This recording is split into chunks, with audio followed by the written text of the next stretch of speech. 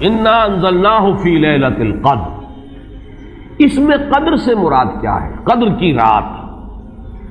بعض حضرات نے تو بڑی آسانی کی ہے کہ ترجمے میں کہہ دیا ہم نے اسے شب قدر میں نازل کیا۔ ظاہر بات ہے کہ ترجمے میں تو آسان ہے، لیل کی جگہ شب کا لفظ لے آئیے اور اس کے ساتھ قدر کے لفظ کو جو کا تو رکھ دیجئے۔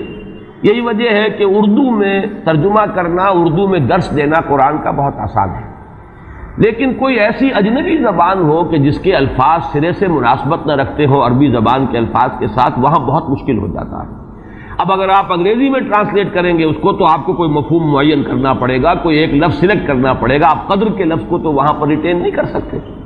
تو بہت مشکل ہو جائے گا ان زبانوں میں۔ چونکہ ہماری زبان جو ہے اس میں تو اکثر و بیشتر اصطلاحات جو ہیں وہ تو قرآن مجید کی جوں کی تو منتقل ہو گئی۔ تقویٰ کا لفظ ہے تو جوں کا تو ہے، ایمان کا لفظ ہے تو جوں کا تو ہے۔ اس اعتبار سے اردو میں ترجمہ یا اردو میں درس قرآن دینا بہت آسان ہے، لیکن کسی اور زبان میں کہ جس کا کوئی بھی ربط نہ ہو اردو کے ساتھ، عربی کے ساتھ، فارسی کے ساتھ، بہت مشکل ہے۔ اس قدر سے مراد کیا ہے؟ اس کے ضمن میں تین آراء ہے کہ جو ملتی ہیں، دو بہت مشہور ہیں، تیسری ذرا ایک شاذ رائے ہے، لیکن یہ کہ بہرحال وہ بھی میں چاہتا ہوں کہ آپ کے علم میں آ جائے۔ قدر سے مراد ایک تو یہ ہے کہ یہ تقدیر الامور، یہ رات وہ ہے کہ جس میں ایک سال کے لیے مقادیر اور تقدیروں کا تعین ہو جاتا ہے۔ اگرچہ ایک لفظ میں نے استعمال غلط کر دیا اس جملے میں، تعین تو وہ ہو چکا ہے ازل میں، اللہ تعالیٰ کے علم ازلی میں تو وہ چیزیں پہلے سے موجود ہیں، کب کس وقت کس شے کو ظہور پذیر ہونا ہے، کب کس وقت کس جگہ کون سا واقعہ ظاہر ہوگا، لیکن یہ ہے کہ وہ تو اللہ کا علم قدیم ہے، علم کی حد تک وہ علم قدیم ہے، وہ تو ہمیشہ سے شے جو ہے موجود ہے اللہ کے علم قدیم میں۔ لیکن یہ کہ ہر سال کا معلوم ہوتا ہے کہ جیسے ہمارے ہاں ایک مفہوم ہے بجٹ سیشن ہے، سال بسال کچھ چیزیں معین کی جاتی ہیں،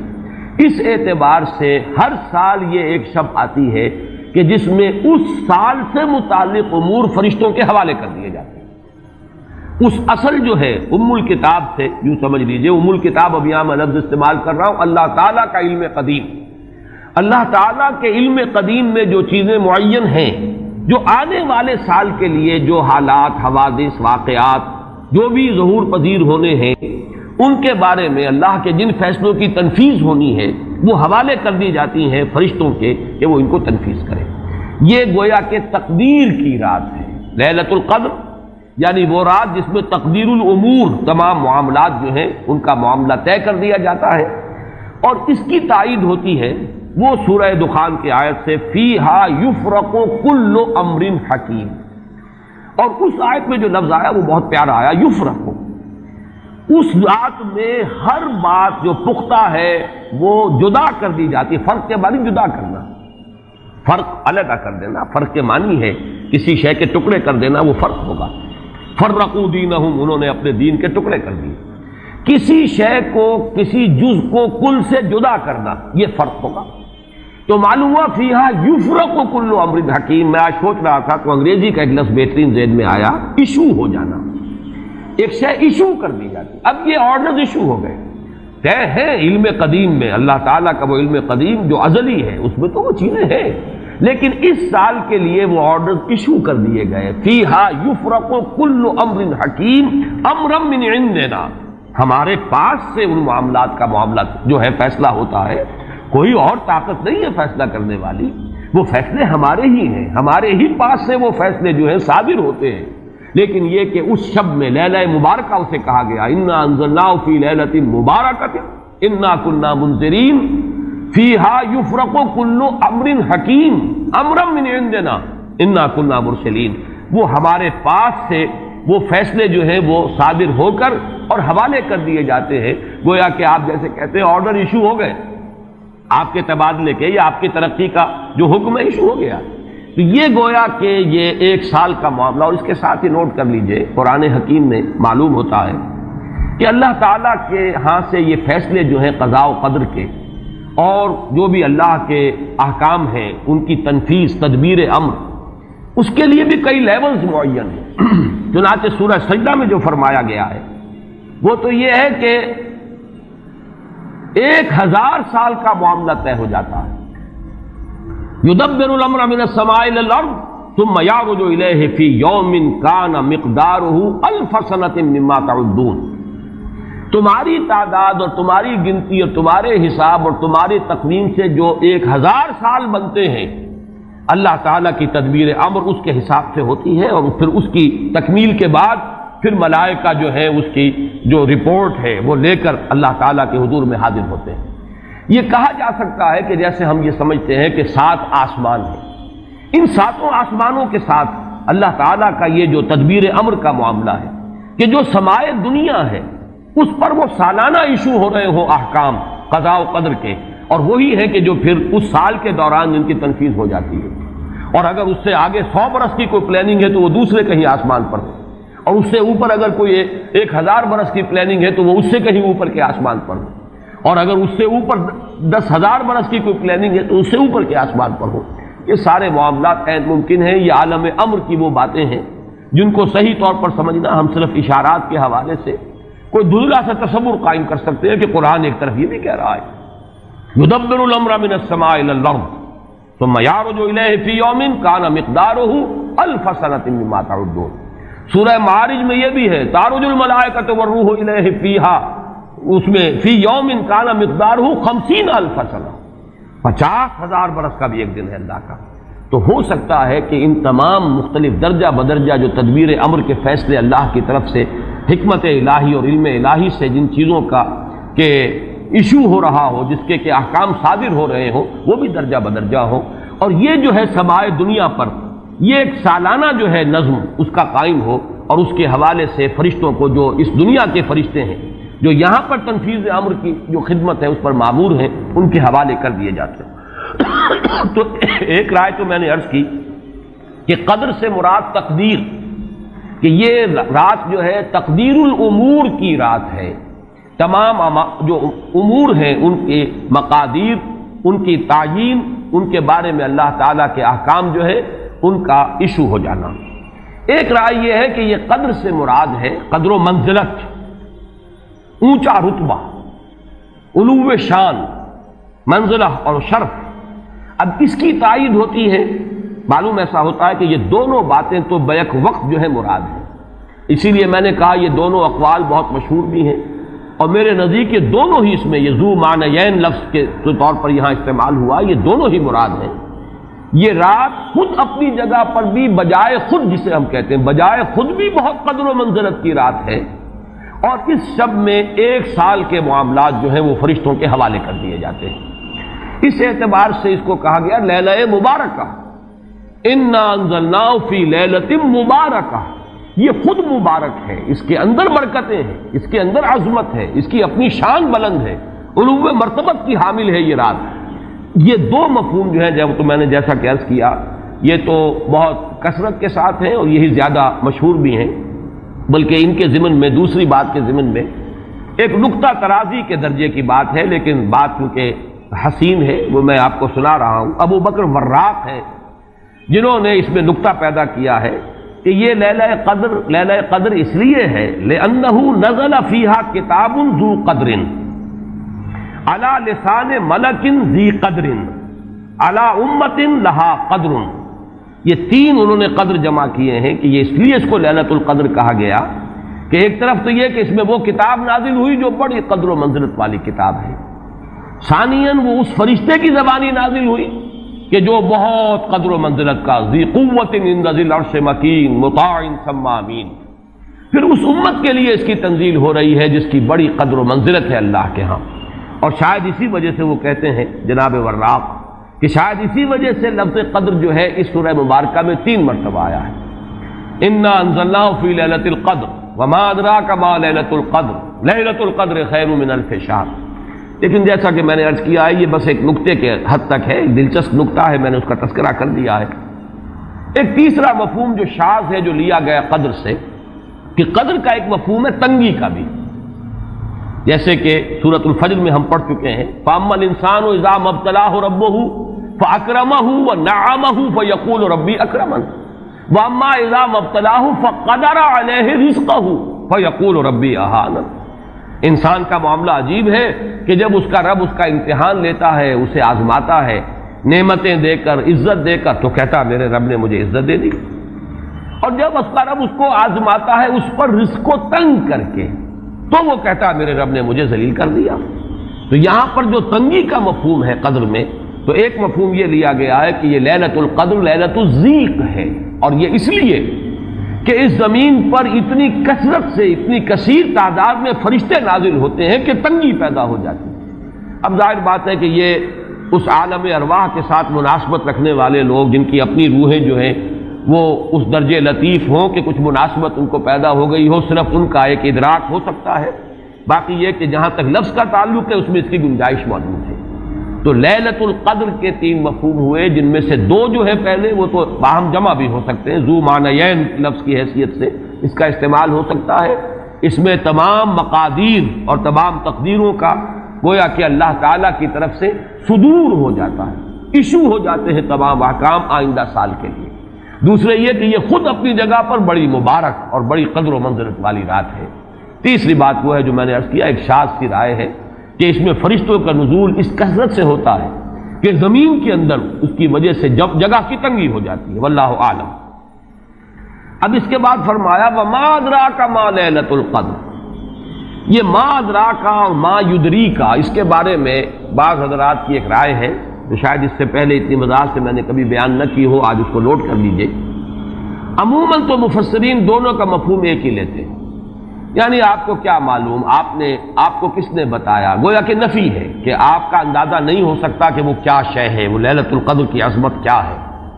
لیکن بعض حضرات نے یہ فرق کیا ہے کہ جب یہ فعل ماضی میں آتا ہے وما ادراک، اس میں مراد یہ کہ آپ کو خوب معلوم ہے، کیا ہی معلوم ہے آپ کو کہ اس کی قدر و قیمت کیا ہے۔ یعنی اس میں گویا کہ نبی اکرم صلی اللہ علیہ وسلم کے لیے نفی نہیں بلکہ اس بات، القارعہ وما ادراک ما القارعہ، القارعہ ما القارعہ وما ادراک ما القارعہ، گویا کہ اس بات ہوتا ہے کہ آپ کو خوب معلوم ہے کہ قارعہ کیا ہے۔ لیکن یہ کہ جہاں ما یدریک آتا ہے، وما یدریک لعلہ یزکیٰ او یذکر فتنفع الذکریٰ، جہاں فعل مضارع آئے گا وہاں در حقیقت وہ مفہوم ہوگا کہ یہ بات حضور صلی اللہ علیہ وسلم کے علم میں نہیں ہے۔ آپ کو کیا معلوم، ہو سکتا ہے کہ وہ نصیحت اخذ کرتا، اس کو تزکیہ حاصل کر لیتا، تو اس کے اندر تو نفی ہو سکتی ہے کہ اس وقت آپ کے علم میں وہ بات نہیں ہے۔ لیکن یہ بھی ایک تو یہ کہ ایک علمی نکتہ ہے اور اس میں ذرا باریک قسم کی نحوی بحث ہے۔ میں خود اپنا مقام یہ نہیں سمجھتا کہ اس قسم کی باریک نحوی بحثوں میں کوئی حتمی رائے قائم کروں۔ دوسرے یہ کہ اس سے ہماری حد تک کوئی فرق واقع نہیں ہوتا۔ فرق اگر واقع ہوتا ہے تو محمد الرسول اللہ صلی اللہ علیہ وسلم کے بارے میں واقع ہوتا ہے کہ اگر وما ادراک آیا ہے تو گویا کہ اس بات ہے کہ حضور کے علم میں وہ بات ہے، اور وما یدریک ہے تو گویا کہ اس میں نفی ہے کہ وہ بات حضور کے علم میں نہیں ہے۔ لیکن ہمارے لیے تو دونوں حالتوں میں نفی ہی نفی ہے۔ ہمیں کیا معلوم قارعہ کی اصل حقیقت، ہمیں کیا اندازہ ہو سکتا ہے لیلۃ القدر کی اصل عظمت کا، ہمیں کیا اندازہ ہو سکتا ہے قرآن کی عظمت و فضیلت کا، ہمیں کیا اندازہ ہو سکتا ہے۔ ہمارے اعتبار سے وہ بحث جو ہے وہ محض ایک اکیڈمک اور ایک علمی بحث بن کر رہ جاتی ہے، اس کا کوئی فرق واقع نہیں ہوتا۔ اب اس کے بعد سوال پیدا ہوتا ہے کہ یہ رات جو ہے مخفی کیوں رکھی گئی، تعین کے ساتھ کچھ معلوم نہیں، یہ رات کون سی رات ہے، اس کا جواب تو میں بعد میں دوں گا کہ اس میں جو آراء ہیں مختلف، لیکن یہ کہ اس کو کیوں مخفی رکھا گیا، اس پر کچھ پیاری باتیں ہیں جو مفسرین نے کہی ہیں۔ پہلی بات تو یہ کہ جتنی عظیم چیزیں ہیں ان سب کو مخفی رکھا گیا۔ قیامت کب آئے گی؟ مخفی آئے گی، یہ یقینی ہے۔ کب آئے گی؟ یہ تو ان امور میں سے ہے کہ جس کا علم نبی اکرم صلی اللہ علیہ وسلم کو بھی نہیں دیا گیا، جبرائیل کو بھی نہیں دیا گیا۔ چنانچہ حدیث جبرائیل میں واضح طور پر الفاظ موجود ہیں وَمَا الْمَسْئُولُ عَنْهَا بِأَعْلَمَ مِنَ السَّائِلِ، کچھ معلوم نہیں، نہ سائل کو معلوم نہ مسئول کو معلوم قیامت کب آئے گی۔ اب یہ عظیم حقیقت مخفی رکھا گیا اور اس کا خاص طور پر ذکر کیا گیا سورہ طٰہٰ میں، اکاد اخفیھا لتجزی کل نفس بما تسعی۔ اگر تعین کر دیا جاتا تو جو قریب کے زمانے کے لوگ ہوتے وہ تو خوب پھر محنت کرتے آخرت کے لیے، اور ذرا فاصلے والے ہوتے وہ ذرا تساہل کرتے اس کے بارے میں۔ اس کو رکھا گیا ہے، تلوار لٹکی ہوئی ہے، کسی بھی وقت گر سکتی ہے، یہ جیسے گلوٹین کبھی اگر آپ نے دیکھا ہو جس طریقے سے کہ اس کا چھرا گرتا ہے، کسی بھی وقت گر سکتی ہے، لہذا ہر وقت چوکس رہو، چوکس میں رہو، جیسے کہ صحابہ کرام کی شان معلوم ہوتی ہے بعض روایات سے کہ ذرا تیز ہوا چلتی تھی تو وہ سمجھتے تھے کہ قیامت آ گئی۔ اس درجے استحضار تھا اعصاب کے اوپر، اس کا اتنا اثر تھا کہ ذرا تیز جھکڑ چلا اور انہوں نے سمجھا قیامت آ گئی۔ تو اس طریقے سے قیامت کو مخفی رکھا گیا۔ اکاد اخفیھا لتجزا کل نفس بما تسعی، نہ آج سے 100 برس پہلے والوں کو معلوم تھا کہ قیامت کب آئے گی، نہ آج والوں کو معلوم ہے، نہ اگر ابھی دنیا کی عمر ہے ابھی 100 برس اور، تو قیامت سے ایک دن پہلے بھی شاید یقینی طور پر معلوم نہ ہو سکے کہ کل قیامت آ رہی ہے، تاکہ ہر وقت جو ہے امتحان اتنا ہی شدید رہے، اتنا ہی کڑا امتحان رہے ہر ایک کے لیے۔ لتجزا کل نفس بما تجزا بما تسعی، تاکہ ہر ذی نفس کو بدلہ ملے اس کی سعی کے مطابق۔ اسی طریقے سے موت کا وقت معلوم نہیں، وما تدری نفس بأی ارض تموت، کہاں موت آئے گی کچھ معلوم نہیں، کہاں موت آئے گی کب موت آئے گی کچھ معلوم نہیں۔ اسی طرح نوٹ کیجئے صلاۃ وسطیٰ، حافظوا علی الصلوات والصلاۃ الوسطیٰ معین نہیں ہے، اس کے لیے آراء اگرچہ ہے، اکثر آراء جمع ہو گئی ہیں صلاۃ العصر کے بارے میں، لیکن تعین سے حتمی طور پر نہیں کہہ سکتے۔ یہ رائے بھی ہے کہ کوئی بھی معین نہیں، تمام نمازیں جو ہیں وہ صلاۃ وسطیٰ کے حکم میں ہیں۔ بہترین نماز، کوشش کرو کہ پوری محافظت کرو، صرف نماز کی نہیں بہترین نماز کی، ہر نماز تمہاری بہترین نماز ہونی چاہیے، ہر روز روز عید ہو، ہر شب شب برات۔ اگر اللہ تعالیٰ کے ساتھ کوئی قلبی ربط ہے تو ہر دن جو گزر رہا ہے وہ روز عید ہے، اور ہر شب جو گزر رہی ہے وہ شب برات ہے۔ لیکن اگر وہ کہ انسان کو غفلت اس کے قلب پر طاری ہے تو وہ عید کا دن بھی اس کے لیے ایک عام دن ہے، اور شب برات بھی اس کے لیے ویسی ہی ایک رات ہے جیسی کہ ہر روز آتی ہے اور چلی جاتی ہے۔ اس اعتبار سے اس کو بھی خاص جو ہے معین نہیں کیا گیا صلاۃ وسطیٰ کون سی ہے۔ اسی طرح بعض روایات میں جو آتا ہے اسم اعظم، اللہ کا ایک نام ایسا ہے کہ اس کے واسطے سے اللہ سے جو بات مانگی جائے وہ رد نہیں ہو، لیکن وہ کون سا نہیں بتایا گیا۔ اقوال ہیں، اندازے ہیں، حی و قیوم پر زیادہ، الحی القیوم پر زیادہ لوگوں کا جو ہے وہ اجماع ہوا ہے، لیکن یہ کہ یقین سے نہیں کہہ سکتے۔ تو اسی میں اس کو بھی نوٹ کر لیجئے کہ اس کو مخفی رکھا گیا ہے لیلۃ القدر کو۔ لوگ زیادہ سے زیادہ محنت کریں، زیادہ سے زیادہ مشقت کریں، اس کے لیے جو بھی اس کی قدر و منزلت سے کسی درجے میں آگاہ ہے، وہ اگر معین ہی ہو جاتا کہ ایک شب یہ ہے تو پھر تو سب کے سب اس رات میں محنت کر لیتے، باقی راتیں جو ہیں وہ پھر سونی اور ویران گزرتی۔ لیکن یہ کہ مطلوب یہ ہے کہ زیادہ سے زیادہ راتیں آباد ہوں، زیادہ سے زیادہ راتوں میں ذکر ہو، عبادت ہو، دعا ہو، اس لیے اس کو مخفی رکھا گیا، یہ حکمت ہے۔ اس میں بھی ایک عجیب نکتہ ہے جو امام راضی رحمۃ اللہ علیہ نے بیان کیا ہے، اور حوالہ اگرچہ نہیں دیا اس حدیث کا، لیکن ایک روایت کے حوالے سے بات بیان کی ہے کہ اس کے ظاہر نہ کرنے میں بھی اللہ کی ایک شفقت اور رحمت ہے بندوں کے حق میں، اس لیے کہ اس کی قدر جتنی زیادہ ہے اتنی ہی اس کی ناقدری پر سزا ہوگی۔ اگر معلوم ہو کہ یہ شب ہے اور اس کی ناقدری کوئی انسان کرے تو گویا کہ پھر وہ اتنا ہی زیادہ مورد عقاب اور مورد سزا بن جائے گا۔ اس کے لیے ایک بڑا پیارا واقعہ نقل کیا امام راضی نے کہ حضور صلی اللہ علیہ وسلم حضرت علی رضی اللہ تعالی عنہ ایک روز مسجد میں داخل ہوئے، ساتھ ہی آئے ہیں، دیکھا کہ ایک شخص سو رہا ہے، نماز کا وقت ہو چکا تھا۔ حضور نے حضرت علی سے فرمایا کہ اسے جگا دو، اسے ہوش میں لے آؤ تاکہ یہ وضو کرے، نماز کے لیے تیاری کرے۔ حضرت علی نے امتثال امر کیا، جا کر جگا دیا۔ لیکن پھر ایک سوال کیا حضرت علی نے کہ حضور آپ تو خود نیکی کے کاموں میں بہت سبقت فرمانے والے ہیں، سباق بالخیر یہ لفظ آئے، سبقت کرنے والے بہت کثرت کے ساتھ، تو آپ نے یہ جو ہے یہ کام خود کیوں نہیں فرمایا، اور مجھے کیوں اس کے لیے آپ نے حکم دیا؟ آپ خود بھی اسے جگا سکتے تھے۔ آپ نے فرمایا کہ تم اس کی حکمت کو سمجھ لو، میرے جگانے پر اگر وہ نہ جاگتا اور انکار کر دیتا تو کفر ہو جاتا اس کے حق میں، اور تمہارے جگانے پر اگر کوئی تساہل سے بھی وہ کام لیتا تو وہ کفر نہ ہوتا۔ تو یہ ایک فرق ہے کہ اللہ تعالیٰ کی طرف سے ایک شفقت ہے کہ حضور صلی اللہ علیہ وسلم جگاتے اور کسی درجے میں وہ انکار کر دیتا۔ کبھی ایسا بھی ہوتا آدمی نیند میں ہے اور وہ کہتا جاؤ جاؤ مجھے آرام کرنے دو، تو اگر میرے ساتھ یہ معاملہ ہوتا تو وہ کفر کے درجے کو پہنچ جاتی بات، لیکن اگر تمہارے ساتھ یہ معاملہ ہو بھی جاتا تو اس درجے شدید نہ ہوتا۔ تو گویا کہ حضور نے اس شخص پر شفقت کے اعتبار سے یہ شکل اختیار کی کہ خود نہیں جگایا، بلکہ یہ کہ حضرت علی رضی اللہ تعالیٰ عنہ کو حکم دیا کہ اسے جگا دیں۔ تو یہ نقطہ کہ لیلۃ القدر کے اخفاء میں یہ بات بھی ہے کہ اگر اس کو عیاں کر دیا جاتا، معین کر دیا جاتا، تو پھر جو لوگ اس سے غافل رہتے پھر وہ بہت سخت ناقدری کا ارتکاب کرتے اور بڑی سزا کے مستوجب ہو جاتے۔ اب چھٹی بحث ہے کہ وہ رات کون سی ہے۔ اگرچہ ایک رائے شاذ یہ بھی ہے کہ وہ رمضان سے باہر کی رات بھی ہو سکتی ہے، لازم نہیں ہے کہ رمضان ہی کی کوئی شب ہو۔ اس میں چونکہ بعض حضرات نے ایک روایت کی وجہ سے جسے ہم شب برات کہتے ہیں، لیلۃ البرات،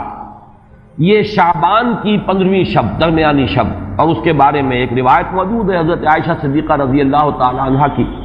کہ رات کے وقت ان کی آنکھ کھلی اور وہ باری آپ ہی کے پاس شب باسی کی تھی، حضور کی، تو حضور موجود نہیں تھے، تو تشویش ہوئی کہاں گئے۔ تو جب تلاش کی گئی تو معلوم ہوا کہ حضور جنت البقیع قبرستان میں پہنچے ہوئے ہیں، اور وہاں آپ ان کے لیے جو بھی وہاں دفن ہیں ان کے لیے استغفار فرما رہے ہیں۔ جب پوچھا گیا معاملہ کیا، تو آپ نے فرمایا یہ بڑی عظیم رات ہے، اور اس رات میں فوت ہونے والوں کا فیصلہ ہو جاتا ہے، پیدا ہونے والوں کا فیصلہ ہو جاتا ہے۔ تو اب وہ بھی ایک لیلہ مبارکہ، اسی وجہ سے بعض لوگوں نے وہ جو سورہ دخان کی ابتدائی آیات ہیں، انا انزلناہ فی لیلۃ مبارکۃ،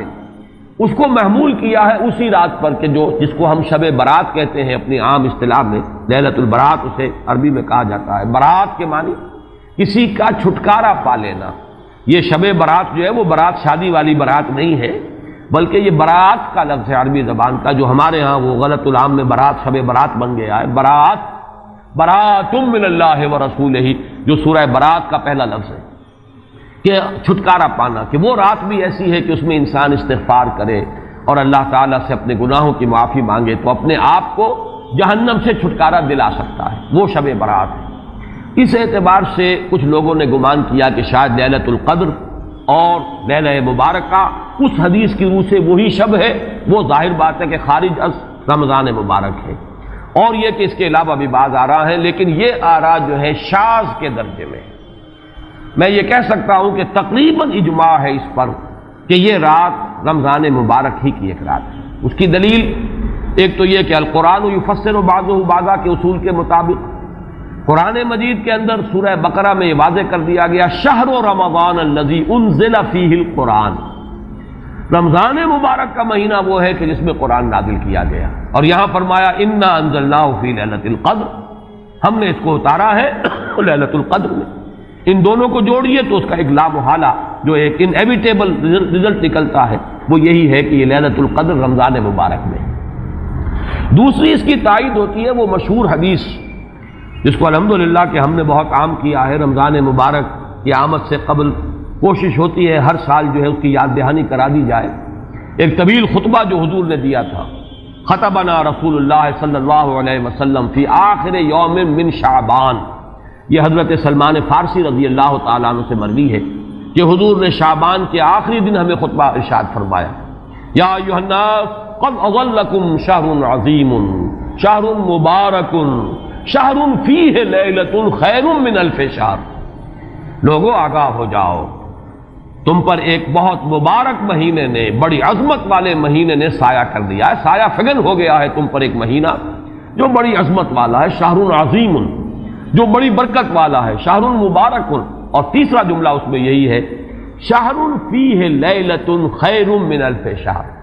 وہ مہینہ کہ جس میں ایک رات وہ بھی ہے کہ جو 1000 مہینوں سے افضل ہے۔ ان دونوں چیزوں کے حوالے سے تقریباً دلائل بھی موجود ہیں، اور ویسے یہ کہ جیسا کہ میں عرض کر چکا ہوں اجماع ہے کہ یہ رمضان مبارک ہی کی ایک شب ہے۔ لیکن رمضان مبارک کی کون سی شب ہے، اس پر بعض مفسرین نے تو لکھا ہے کہ 40 قول ہیں۔ چنانچہ صاحب تفسیر مظہری قاضی ثناء اللہ پانی پتی نے، میں نے وہ تفصیل تو نہیں پڑھی، کہ 40 قول نقل کیے، لیکن امام راضی نے جو 9 قول نقل کیے ہیں وہ میں تیزی کے ساتھ آپ کو سنا دیتا ہوں۔ ابن رزین رحمہ اللہ کا قول یہ ہے کہ رمضان کی پہلی شب ہے۔ حضرت حسن بصری رحمۃ اللہ علیہ، یہ ہے تابعین میں سے، اس لیے میں رضی اللہ عنہ نہیں کہہ رہا، رحمۃ اللہ علیہ۔ حضرت حسن بصری رحمۃ اللہ علیہ کی رائے ہے کہ یہ 17ویں شب ہے، یعنی وہ شب کہ پھر جس کے اگلے دن جو ہے وہ غزوہ بدر ہوا ہے، یوم الفرقان۔ حضرت انس رضی اللہ تعالی عنہ مرفوعاً روایت کرتے ہیں کہ یہ 19ویں شب ہے۔ محمد بن اسحاق جو بہت بڑے سیرت نگار ہیں حضور کے، ان کا قول ہے کہ یہ 21ویں شب ہے۔ حضرت عبداللہ ابن عباس رضی اللہ تعالی عنہما سے قول جو ہے مروی ہے کہ یہ 23ویں شب ہے۔ حضرت عبداللہ ابن مسعود رضی اللہ تعالی عنہ سے مروی ہے کہ یہ 24ویں شب ہے، اور اس کو میں ذرا اہمیت دیتا ہوں اس لیے کہ 24ویں شب جو ہے سورہ علق کی ابتدائی آیات کے نزول کے ضمن میں کچھ حساب کتاب کے جوڑنے سے 24ویں اور 25ویں شب کا بھی معاملہ جڑتا ہے، جو کہ میں نے آپ کو سورہ علق کے درس کے دوران بتایا تھا۔ اس کے بعد حضرت ابو ذر غفاری رضی اللہ تعالیٰ عنہ کا قول ہے کہ یہ 25ویں شب ہے۔ اس کے بعد حضرت ابی ابن کعب رضی اللہ تعالیٰ عنہ کا قول ہے، یہ وہ ہے جن کو کہ حضور نے خود فرمایا کہ اقرأہم ابی ابن کعب، قرآن مجید کے سب سے بڑے قاری حضرت ابی ابن کعب ہیں رضی اللہ تعالیٰ عنہ، اور ان کے بھی سینے پر آپ نے تھپکی دی تھی کہ ایک سوال کیا آپ نے کہ سب سے عظیم سورت کون سی ہے، اور جب انہوں نے صحیح جواب دے دیا سورہ فاتحہ، تو پھر یہ کہ اس پر حضور نے تھپکی دی کہ تمہیں اللہ تعالیٰ نے بہت صحیح مناسبت عطا کی ہے علم کے ساتھ۔ ان کی اور صحابہ میں سے بہت سے لوگوں کی رائے، یہاں تک کہ یہ کہا جا سکتا ہے کہ بقیہ اقوال جو ہیں وہ شاذ کے درجے میں ہیں، اور یہ گویا کہ اگر اجماع نہ کہا جائے تو بہت حد تک اتفاق کے درجے میں ہے کہ یہ 27ویں شب ہے۔ اور اس 27ویں شب کے ضمن میں حضرت عبداللہ ابن عباس سے ایک روایت میں پہلے آپ کو بتا چکا ہوں کہ 23ویں شب، لیکن 27ویں شب کے ضمن میں جو مختلف روایات حضرت عبداللہ ابن عباس رضی اللہ تعالی عنہما سے مروی ہیں، ان میں بھی کچھ لطیف نکات ہیں، وہ میں بعد میں بیان کروں گا۔ اس کے بعد ایک شاذ قول اور بھی ہے کہ یہ 29ویں شب ہے۔ تو یہ گویا کہ 9 ہیں اقوال، جن میں سے بعض جلیل القدر صحابہ کے ہیں، عبداللہ ابن مسعود، ابو ذر غفاری، ابن عباس، ابی ابن کعب، لیکن یہ ہے کہ سب سے زیادہ جو اتفاق اگر اجماع نہ کہا جائے تو 27ویں شب پر ہے۔ اس 27ویں شب کے بارے میں حضرت عبداللہ ابن عباس نے 3 نکتے بیان کیے۔ ایک نکتہ تو یہ ہے کہ یہ پوری سورہ مبارکہ جو ہے سورۃ القدر، اس میں 30 الفاظ ہیں، اور ان 30 الفاظ میں سے 27واں لفظ ہے ہی حتی مطلع الفجر، یہ 27واں ہے۔ اس کے اعتبار سے گویا کہ انہوں نے ایک ربط قائم کیا ہے کہ یہ 27ویں شب ہے۔ ایک بات انہوں نے یہ کہی ہے کہ اللہ تعالیٰ کو وطر محبوب ہے، اللہ وطر و یحب الوطر، اللہ خود بھی اکیلا ہے اور وطر کو پسند کرتا ہے۔ پھر یہ کہ وطر جو ہے اب رمضان مبارک کے اندر اگر وہ وطر شمار کیے جائیں گے تو 14-15 وطر بن جائیں گے، لیکن اس میں چونکہ آخری عشرے کے بارے میں بہت سی روایات جو ہیں ان کا تقریباً اجماع ہو جاتا ہے کہ آخری عشرے میں، تو آخری عشرے میں بھی 5 وطر آئیں گے، 21ویں، 23ویں، 25ویں، 27ویں، 29ویں۔ لیکن حضرت عبداللہ ابن عباس کہتے ہیں کہ 7 کا ہندسہ اللہ تعالیٰ کو بہت پسند ہے، اور بہت سی چیزیں جو ہیں عالم تکوینی میں بھی اور عالم تشریعی میں بھی بہت سی چیزیں وہ ہیں کہ جو 7 کے ہندسے کے ساتھ وابستہ ہیں۔ 7 آسمان ہیں، 7 زمینیں ہیں، ہفتے کے 7 دن ہیں، طواف کے 7 شوط ہیں، سعی بین صفا والمروہ وہ بھی 7 مرتبہ ہے، ادھر سے ادھر، ادھر سے ادھر 7۔ اسی طریقے سے سجدے کے اعضاء بھی 7 ہیں، تو اس سے انہوں نے پہلے وطر اور وطر کے بعد 7 کا ہندسہ، رمضان کے آخری عشرے کی وطر راتیں اور ان میں 7ویں رات یعنی 27ویں شب، وہ اپنے اس حساب کتاب سے بھی، اور جب انہوں نے یہ بات بیان کی تو حضرت عمر رضی اللہ تعالی عنہ نے ان کی تحسین کی ہے۔ آخری بات اور بھی کہی گئی ہے کہ لیلۃ القدر جو ہے اس کے اندر حروف کو اگر شمار کیا جائے تو 9 بنتے ہیں، اور یہ لیلۃ القدر اس سورہ مبارکہ میں 3 مرتبہ آیا ہے۔ انا انزلناہ فی لیلۃ القدر وما ادراک ما لیلۃ القدر لیلۃ القدر خیر من الف شہر، اس اعتبار سے بھی 3 کو ضرب دی جائے 9 سے تو وہ بھی 27 کا عدد بنتا ہے۔ بہرحال یہ میں نے جیسا کہ عرض کیا تھا کہ ان کا کوئی تعلق نہ صرف سے ہے، نہ نحو سے ہے، نہ روایات سے، لیکن بہرحال حضرت عبداللہ ابن عباس کا ایک ذوق ہے، اس کو آپ ذوقی باتیں بھی کہہ سکتے ہیں، لیکن یہ کہ حضرت عبداللہ ابن عباس کی ذوقی بات ہے، لہذا اس کا کم سے کم تذکرہ ہو جانا چاہیے۔ ایک بحث یہ ہے کہ اہیا باقیۃ ام لا، کیا یہ رات جو اس کی عظمت تھی یہ باقی ہے، یا صرف وہی رات جو تھی جس میں کہ قرآن مجید نازل کیا گیا وہی عظمت کی حامل تھی؟ انا انزلناہ فی لیلۃ القدر، یا یہ کہ اب بھی ہر سال یہ رات آ رہی ہے تو اسی عظمت کی حامل ہے، اسی قدر و منزلت کی، اسی برکت کی حامل ہے؟ اس پر بھی تقریباً ایک اجماع ہے کہ یہ لیلۃ القدر باقی ہے، ہر سال آتی ہے۔ اس کے ضمن میں بلکہ میں چاہتا ہوں کہ اپنے قول کی تصحیح کر دوں کہ میں ایک رائے میں نے ابتدائی دور میں بیان کی ہے اپنے بعض خطبات میں، تقاریر میں، اور وہ جیسا کہ ایک خطیبانہ انداز ہوتا ہے، قرآن مجید کی عظمت کے بیان کے ضمن میں یہ باتیں، یہ بھی نقطے کے درجے کی باتیں ہوتی تھی اور وہ میں بیان کرتا رہا ہوں کہ قرآن ہے اصل عظمت کی حامل شے۔ جس رات میں یہ قرآن نازل ہوا وہ لیلۃ القدر بن گئی، گویا کہ لیلۃ القدر کی عظمت جو ہے وہ قرآن کی عظمت سے مستعار ہے۔ جس مہینے میں یہ نازل ہوا وہ مذہب جو ہے، وہ مہینہ جو ہے مبارک ہو گیا، شہر المبارک، اور وہ مہینہ جو ہے وہ روزے کی عظیم عبادت کے لیے مختص کر لیا گیا۔ اسی طریقے سے جو دن اس کی تعلیم کے لیے خاص کیا گیا، جو جمعے کا دن جو ہے وہ در حقیقت تعلیم قرآن کے لیے، یتلو علیہم آیاتہ ویزکیہم ویعلمہم الکتاب والحکمہ، جو حضور کا عمل تھا اسی کو دوام عطا کیا گیا ہے خطبہ جمعہ کی صورت میں۔ وہ دن جو ہے وہ سید الایام بن گیا کہ ہفتے کے دنوں میں وہ سردار دن ہے، جمعے کا دن جو ہے وہ سردار ہے تمام دنوں کا۔ یہ بات اپنی جگہ پر صحیح ہے جہاں تک اصولی اعتبار سے، لیکن میں اس میں جو تصحیح کر رہا ہوں جزوی طور سے وہ یہ ہے کہ لیلۃ القدر کی عظمت جو ہے وہ خود اپنی جگہ پر ہے، فی نفسہا ہے، اپنے ہی مقام پر ہے، اپنی جگہ ہے، بجائے خود، جسے کہتے ہیں فارسی میں بجائے خود عظمت کی حامل ہے۔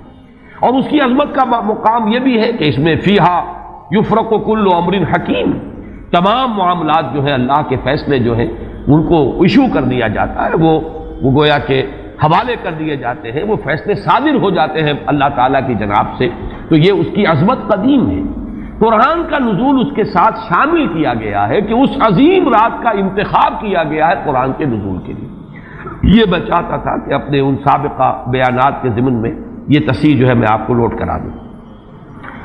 دوسرے یہ کہ آیا اس کے ساتھ اس کا دن بھی اس عظمت میں شامل ہے یا نہیں؟ اس میں بھی اکثر مفسرین کا جواب یہ ہے کہ دن شامل ہے، اس لیے کہ قرآن مجید کا حساب کتاب، عرب کی تقویم، اس میں رات بول کر بھی دن رات مراد لیتے تھے اور یوم بول کر بھی دن رات مراد لیتے تھے۔ یوم بھی 24 گھنٹے کے مجموعے کا نام ہے، اور جب رات کا تذکرہ آتا ہے تو رات بھی در حقیقت دن اور رات کے 24 گھنٹوں پر اس کا جو ہے اطلاق کیا جاتا ہے۔ جو دن آتا ہے رات کے بعد وہ اس رات کے تابع ہے۔ اس اعتبار سے یہ عظمت جو ہے صرف شب کے ساتھ نہیں ہے، بلکہ یہ کہ اس کے بعد آنے والا دن جو ہے وہ بھی اسی عظمت کا حامل ہے۔ اس سے ایک بہت بڑا مسئلہ حل ہو جاتا ہے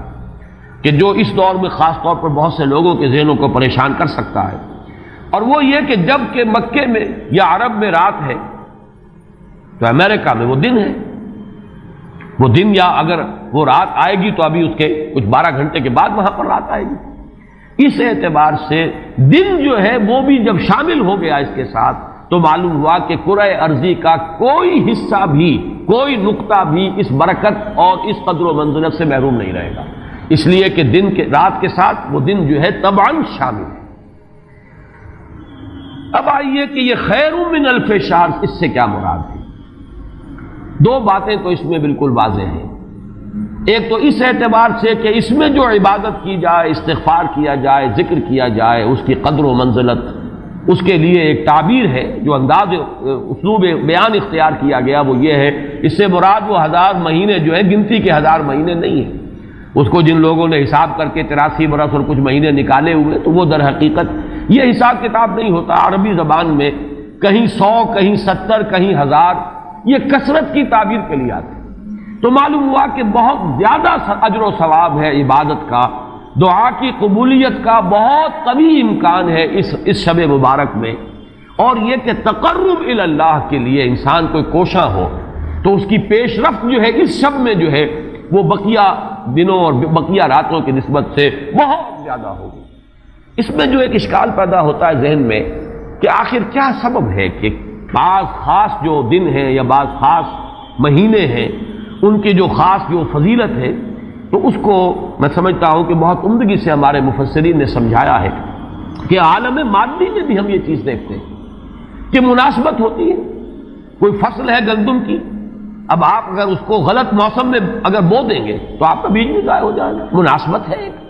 صحیح وقت ہے اس کا، اسی میں اگر وہ فصل جو ہے وہ بوئی جائے گی تو وہ مثمر ہوگی اس سے آپ کو فصل حاصل ہو جائے گی، لیکن اگر آپ نے غیر وقت میں وہی بیج بہترین ہو، دانہ عمدہ سے عمدہ ہو، زمین اچھی سے اچھی ہو، لیکن یہ کہ موسم اگر آپ نے غلط چن لیا ہے، تو گویا کہ مناسبت جو ہے اوقات، دنوں، ایام، راتوں، مہینوں، سالوں، ان کے جو بھی ایک خاص مناسبت ہے نیکی کے ساتھ، خیر کے ساتھ، عالم امر کے ساتھ، روحانیت کے ساتھ، عالم ارواح کے ساتھ، اس کو ہم قیاس کر سکتے ہیں کہ جیسے موسموں اور دنوں کا معاملہ ہے، اسی طریقے سے اس عالم ارواح کے اندر اور روحانی عالم کے اندر بھی کچھ ایام ہیں، کچھ دن ہیں، کچھ مہینے ہیں جن کی خصوصی مناسبت ہے۔ چنانچہ رمضان مبارک کا مہینہ ہے، اسی طریقے سے یہ لیلۃ القدر ہے، اس کے اندر جو ہے قدر و منزلت اللہ نے جو رکھی ہے وہ اس کی ایک خصوصیت ہے جس کو ہم، ظاہر بات ہے کہ عالم امر کی اشیاء جو ہیں کما حق ہو تو ان کا ادراک اور شعور ہم اس وقت اس زندگی میں، اس دنیا میں حاصل نہیں کر سکتے، لیکن اس کی طرف اس تمثیل کے ذریعے سے کچھ نہ کچھ جو ہے رہنمائی ہو جاتی ہے۔ جیسے کہ قرآن مجید کی عظمت کما حق ہو، جیسے کہ وہ عظمت ہے، کما ہیا، کسی انسان کے لیے ممکن نہیں کہ اس کا ادراک اور شعور کر سکے، لیکن مثال دی گئی لو انزلنا هذا القرآن على جبل لرأيته خاشعا متصدعا من خشية الله وتلك الامثال نضربها للناس لعلهم يتفكرون۔ یہ مثالیں ہم بیان کر دیتے ہیں لوگوں کے لیے کہ جو معاملات، جو امور، جو لطیف حقائق ان کے ادراک و شعور سے ماوراء ہیں، بلندتر ہیں، اس کا کوئی اجمالی اور کوئی مبہم خاکہ تو ان کے ذہن میں آ ہی جائے ایک تمثیل کی مدد سے۔ اس اعتبار سے اس مادی عالم میں بھی جو موسموں کے اثرات اور ان کی مناسبت یا عدم مناسبت کسی کام کے ساتھ ہے، اس کے حوالے سے ہم سمجھ سکتے ہیں کہ اللہ تعالیٰ نے خاص گھڑیاں، خاص ساعات، جیسے فرمایا گیا کہ جمعے کے دن ایک خاص ساعت ایسی ہے، اب دیکھیے اس کو بھی شمار کر لیجئے، وہ بھی مخفی رکھی گئی ہے کہ وہ ساعت کون سی ہے۔ ایک خاص ساعت ہے کہ اگر کوئی شخص دعا کرے گا اس گھڑی میں تو وہ رد نہیں ہوگی، لیکن اسے خفیہ رکھ دیا گیا۔ بعض حضرات کے خیال میں دونوں خطبوں کے درمیان جو وقت ہو جبکہ امام بیٹھتا ہے یہ وقفہ ہے وہ خاص ساعت، بعض حضرات کے نزدیک وہ نماز کے ادا ہونے سے لے کر عصر تک کا وقفہ ہے، لہذا بہت سے حضرات کو آپ نے دیکھا ہوگا کہ وہ جمعے کے روز نماز جمعہ ادا کرنے کے بعد سے عصر تک مسجد میں قیام کرتے ہیں، ذکر اور تلاوت اس میں مشغول رہتے ہیں۔ بعض حضرات کے نزدیک اس سے مراد ہے اذان ہونے سے نماز کے ادا ہو جانے تک، اذا نودی للصلاۃ من یوم الجمعۃ فاسعوا الی ذکر اللہ وذروا البیع اور فاذا قضیت الصلاۃ فانتشروا فی الارض، ان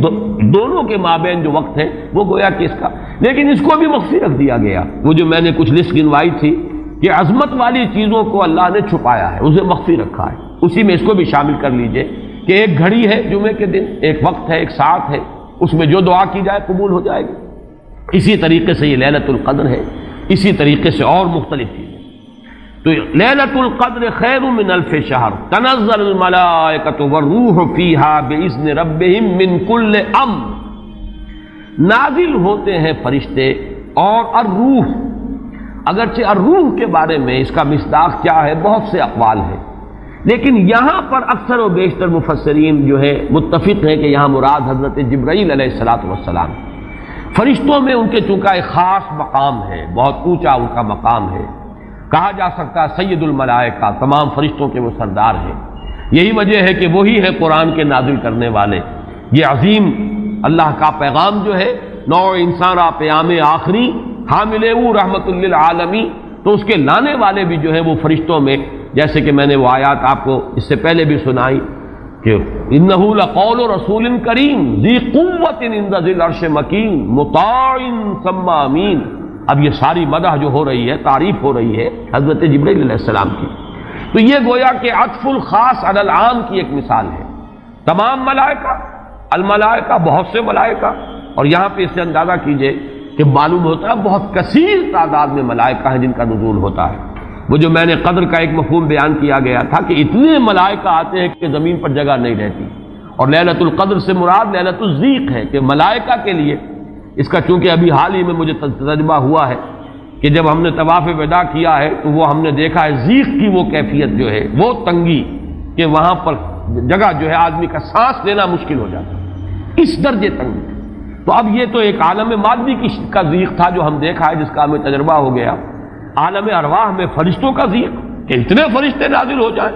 کہ ان کو تنگی محسوس ہو، ان کو اپنے لیے جگہ نہ مل رہی ہو زمین پر، تو یہ بھی ایک مفہوم ہے۔ تنزل الملائکۃ والروح، نازل ہوتے ہیں فرشتے اور جبرائیل، بالخصوص حضرت جبرائیل علیہ الصلوۃ والسلام، فیہا اس شب میں، بِإِذْنِ رَبِّهِمْ مِنْ كُلِّ أَمْرٍ سلام، وہ اپنے رب کے اذن سے۔ اس میں گویا کہ وہ جڑ کاٹی جا رہی ہے، جیسا کہ میں نے بارہا بیان کیا ہے کہ ایمان بالملائکہ ہی بگڑ کر مشرکانہ نظام کی شکل اختیار کر لیتا ہے۔ یہ دیویوں اور دیوتاؤں کا تصور جو دنیا میں ہے، گاڈز اینڈ گاڈیسز، اور یہ جو بھی عربوں کے ہاں تھا آلہہ کا تصور، یہ در حقیقت فرشتوں کا تصور ہے جو بگڑ گیا۔ ہم جانتے ہیں فرشتہ پہاڑوں کا ایک فرشتہ ہے، ملک الجبال، جو حضور کی خدمت میں حاضر ہوا تھا یوم طائف کو، اگر آپ مجھے حکم دیں میں ان پہاڑوں کو آپس میں ٹکرا دوں اور جن لوگوں نے آپ کے ساتھ یہ زیادتی کی ہے وہ سرمے کی طرح پس کر رہ جائیں۔ ملک الجبال ایک فرشتہ ہے کہ جو پہاڑوں پر معمور ہے، اسی کو کہہ دیا گیا پہاڑوں کا دیوتا۔ فرق کیا ہے ملک الجبال اور پہاڑوں کا دیوتا میں؟ فرق کیا ہے؟ دیوتا کے ساتھ تصور یہ کہ اسے کچھ اختیار حاصل ہے، جبکہ فرشتوں کے بارے میں جو صراحت قرآن کرتا ہے ان کے پاس اختیار کوئی نہیں۔ یفعلون ما یؤمرون، وہ وہی کچھ کرتے ہیں جو جس کا انہیں حکم دیا جاتا ہے۔ لا یعصون اللہ ما امرهم ویفعلون ما یؤمرون، وہ اللہ کے کسی حکم کی نافرمانی نہیں کرتے، وہی کرتے ہیں جس کا ان کو حکم ہوتا ہے۔ اور وہ آیت جو میں نے پہلے بھی آج سنائی ہے، حضرت جبرائیل نے حضور کے اس شکوے یا گلے کے جواب میں جو بھی کہا، اپنی وضاحت پیش کی، ما نتنزل الا بامر ربک، اے نبی، اے محمد صلی اللہ علیہ وسلم، آپ کا شوق اپنی جگہ، لیکن ہم نازل نہیں ہو سکتے آپ کے رب کے اذن کے بغیر، آپ کے رب کے حکم کے بغیر، ہمارا اختیار نہیں ہے۔ اور وہ مقام اس اعتبار سے عظیم ترین مقام ہے قرآن مجید کا، ضربۃ السلام ہے، لہو ما بین ایدینا وما خلفنا وما بین ذالک، اللہ ہی کا اختیار ہے اس پر بھی جو ہمارے سامنے ہے، اللہ کے اختیار میں ہے وہ بھی جو ہمارے پیچھے ہے، اور اللہ کے اختیار میں وہ بھی جو ان دونوں کے مابین ہے۔ اب ان دونوں کے مابین کیا ہے؟ میرے آگے یہ سب کچھ ہے، میرے پیچھے یہ سب کچھ ہے، میرے آگے اور پیچھے کے مابین کون ہے؟ میں ہوں۔ گویا کہ ملائکہ بالکلیہ اللہ کے اختیار میں، ان کا کوئی اختیار جو ہے اپنا نہیں ہے، اگرچہ بہت ملائکہ مقربین ہے، مقام بہت بلند ہے، نوری مخلوق ہے۔ چنانچہ مسلم شریف میں حضرت عائشہ صدیقہ رضی اللہ تعالی عنہا سے روایت موجود ہے کہ اللہ نے فرشتوں کو نور سے پیدا کیا، نوری الخلق،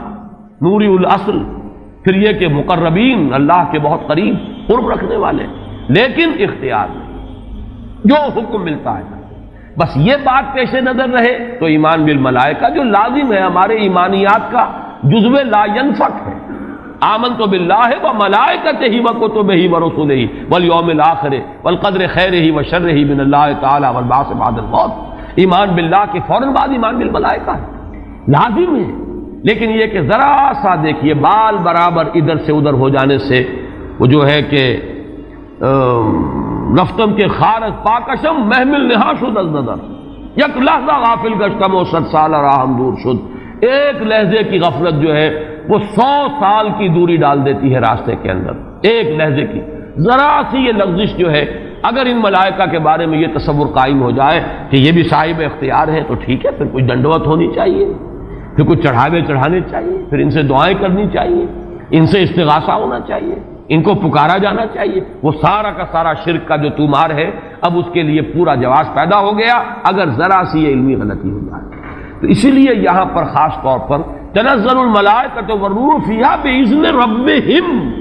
اپنے رب کے اذن سے نازل ہوتے، از خود نازل نہیں ہوتے۔ یہی بات ہے کہ جو وہاں فرمائی گئی ہے اس سورہ مبارکہ میں، فیہا یفرق کل امر حکیم امرا من عندنا، ہمارے پاس سے وہ امر جاتا ہے، کسی اور کا اختیار نہیں ہے، امرا من عندنا، اس کا فیصلہ ہم کرتے ہیں،